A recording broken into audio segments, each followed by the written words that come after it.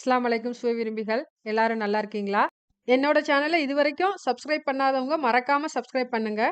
செய்ய தேவையான பொருட்கள்: பாவக்காய் 200 கிராம், 3 பெரிய வெங்காயம், தக்காளி 2, பலாக்கொட்டை 10, கருவேப்பிலை இலை சிறிதளவு, பூண்டு பற்கள் 10, கடுகு உளுந்து 1 டீஸ்பூன், வெந்தயம் 1 டீஸ்பூன், சின்ன வெங்காயம் 10, தேவையான அளவு உப்பு, சாம்பார் தூள் 3 டேபிள் ஸ்பூன், தேவையான அளவு புளி.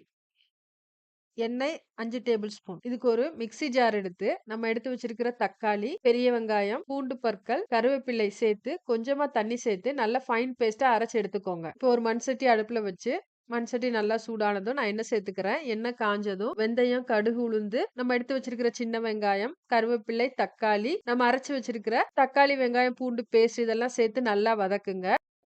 பிறகு நம்ம கழுவி சுத்தம் பண்ணி வச்சிருக்கிற ஜாக் ஃப்ரூட்டோட சீட இதுல ஆட் பண்ணுங்க.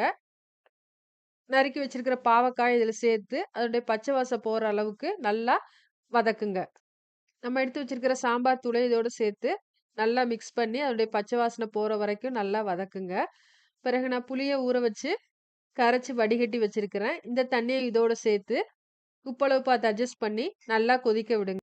பாவக்கா, ஜாக் ஃப்ரூட் சீட் எல்லாம் நல்லா வெந்து, அதனுடைய பச்சை வாசனை போரும். நல்லா கொதிச்சு வரும். அந்த ஸ்டேஜ்ல ஸ்டவ்வ ஆஃப் பண்ணிருங்க.